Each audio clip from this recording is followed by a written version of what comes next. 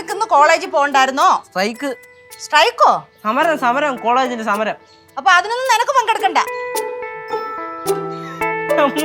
എന്താ അമ്മൂമ്മ? സാധാരണ അമ്മൂമ്മമാര് കോളേജിലെ സമരത്തിലൊന്നും പോയി പങ്കെടുക്കില്ല എന്നാണ് പറയാറ്. എന്റെ അമ്മൂമ്മ വെറൈറ്റി ആണല്ലേ. നമുക്ക് രാഷ്ട്രീയ പ്രവർത്തനങ്ങളില്ല, രാഷ്ട്രീയ ചിന്തകൾ മാത്രമേ. എന്തായാലും നീ കോളേജിൽ പോകുന്നില്ലല്ലോ. ഇല്ല. അപ്പൊ കടയിൽ പോയി കുറച്ച് മുട്ട മേടിച്ചോണ്ട് വാ. അമ്മൂമ്മ എനിക്കിപ്പോ മൂടില്ല. എടാ എന്ന് പറഞ്ഞാ എങ്ങനാ? മുട്ട വേണ്ടായോ? ആ മുട്ട വേണം. എന്നാ പിന്നെ ഞാൻ കുറച്ച് കഴിഞ്ഞ് പോകും. എന്തായാലും ഇപ്പൊ പോകണ്ട വയ്യ. அம்மா நீங்க எங்க இருக்கீங்களா? அம்மா மிளகு தீர்ந்தது, அதனால கேசு கடை போகும்போது கொஞ்சம் மிளகா வாங்கிட்டு வர சொல்லுங்க. മൂടില്ലയാ? കേശുവിന് കടയിൽ പോകാൻ മൂടില്ലെന്ന്. എന്നടാ കനകാന്റി, ഞാൻ ഇപ്പൊ അങ്ങോട്ട് പറഞ്ഞതേ ഉള്ളൂ. ഞാൻ ഇപ്പം കടയിൽ പോയിട്ട് മേടിച്ചോണ്ട് വരാന്ന്. 2 മിനിറ്റ് കുറച്ചൊരു ഇരുന്നോട്ട് ഞാൻ. അതെ, കയ്യും കഴുകി വന്നിരിക്കുമ്പോഴേ ഞാനും പറയും എനിക്ക് മൂടില്ലെന്ന്. അതെന്താ അങ്ങനെ ചോക്ക്? എടാ സമയത്തിനും കാലത്തിനും വല്ലതും മേടിച്ചോണ്ട് വന്നെങ്കിലല്ലേ വെച്ചുണ്ടാക്കാൻ പറ്റത്തുള്ളൂ. ശരി, ഇപ്പൊ 10 മുട്ടയുടെയും ഈ മുളകുടെയും കേസല്ലേ ഉള്ളൂ. ഞാൻ പോയി മേടിച്ചോണ്ട് വരാം.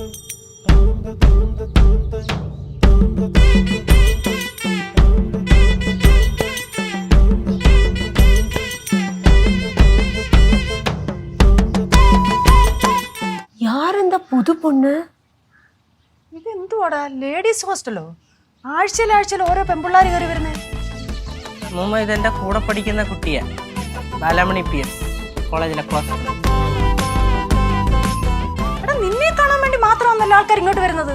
അതും പൊണ്ണുങ്ക മട്ടും. അമ്മൂമ്മ, കനകാന്റി, ഇതൊന്നുമല്ല. ഇത് എന്റെ കോളേജിൽ പഠിക്കുന്ന ഏറ്റവും അടുത്ത ഫ്രണ്ട്. സ്ട്രൈക്ക് ആയതുകൊണ്ട് ചിലപ്പോൾ എന്തെങ്കിലും അങ്ങനെ സംസാരിക്കാൻ വേണ്ടി പറഞ്ഞായിരിക്കും. ഹായ് കേശു. ഹായ്. അമ്മൂമ്മയല്ലേ? ഹായ്. ഹായ്. കനകാന്റി. ஆமா. ഹലോ. ஹலோ. ஏய், இந்த பொண்ணுக்கு எல்லாரையும் தெரியுது. എനിക്ക് എല്ലാരും അറിയാം. കേറിക്കോട്ടെ? കേറിക്കോ. ഇവിടെ അങ്ങനെ ആരും അനുവാദം ഒന്നും ചോദിക്കാറില്ല. നേരെ അങ്ങ് അടുക്കള വരുമ്പോഴാ ഞാൻ അറിയാറ്. അമ്മൂമ്മ. ഹലോ. ഹലോ. എടാ കേശു, ഞാൻ ഫോൺ വിളിച്ചിട്ട് നീ എന്തെടുക്കാത്ത? നീ വിളിച്ചായിരുന്നോ? ഓ, ഞാൻ കണ്ടായിരുന്നു. ഞാൻ ആ സമയം വേറൊരു കോളിലായിരുന്നു. അപ്പോ നിന്നെ തിരിച്ചു വിളിക്കണമെന്ന് വിചാരിച്ച ശേഷം മറന്നുപോയി. നീരവിന്റെ അടുത്താണോ നീ സംസാരിച്ചോണ്ടിരുന്നത്? അവന്റെ അടുത്തൊന്നുമില്ല. അവനെ വിളിച്ചിട്ട് തന്നെ വിളിച്ചില്ല. അവൻ ആരാടാ നീരവ്? ആ അമ്മൂമ്മക്ക് എന്തൊക്കെ അറിയണം അമ്മൂമ്മ? അതാ, ഇത് ബാലാമണി, എന്റെ ഫ്രണ്ട്, കോളേജിലെ ബാച്ച്മേറ്റ് ആണ്. അമ്മൂമ്മ ഇപ്പൊ തൽക്കാലത്തിന് അത്ര അറിഞ്ഞാൽ മതി. മുട്ടയും മുളകുമല്ലേ ഞാൻ മേടിച്ചോണ്ട് വരാം. പൈസ എവിടെ? നീ എന്ത് ബഹളം വെക്കുന്നേ? വെപ്രാളപ്പെടുന്ന എന്തിനാ? മുട്ടയും മുളകും മേടിച്ചതിന്റെ ബാക്കി പൈസ അതുപോലെ കൊണ്ടുവരണം. കൊണ്ടുവന്ന് തരാം. ഒന്ന് പോവോ? என்ன கேசு இது இப்படி கோவப்பட்டெல்லாம் பேசுற? ഞാൻ ഇങ്ങനെയാണോ കനകാന്റി കോപപ്പെടുന്ന ഒരു മനുഷ്യനെ?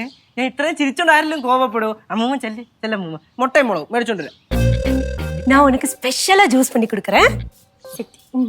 പണിക്കൊരു ഇല്ലേ? നിന്നെ ഞാൻ എത്ര പ്രാവശ്യം വിളിച്ച്, നീ എന്താ ഫോൺ എടുക്കാത്തത്? ഞാൻ പറഞ്ഞില്ലേ, ഞാൻ വേറൊരു കോളിലായിരുന്നു, മറന്നുപോയി. തിരിച്ചു വിളിക്കാൻ. എടാ കേശു, അവൻ നിന്നെ വിളിച്ചിട്ട് എന്താ നിന്റെ അടുത്ത് പറഞ്ഞു?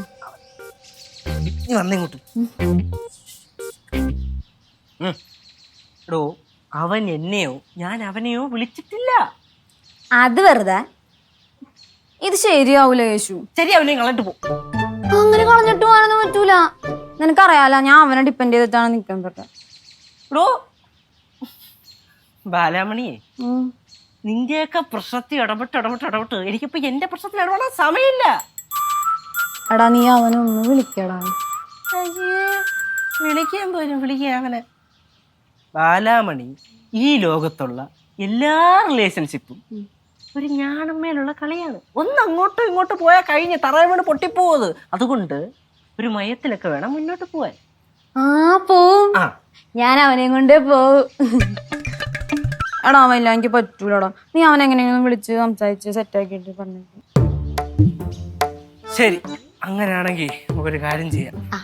കടയിൽ പോയിട്ട് 10 മുട്ടയും മുളകുപൊടിയും മേടിച്ചോണ്ട് വരാം. എന്നിട്ട് പോണ വഴിക്ക് വേണമെങ്കിൽ സംസാരിക്കാം. അതാണ് എനിക്ക് നിന്റെ അടുത്ത് കുറെ കാര്യം പറയാനുണ്ട്.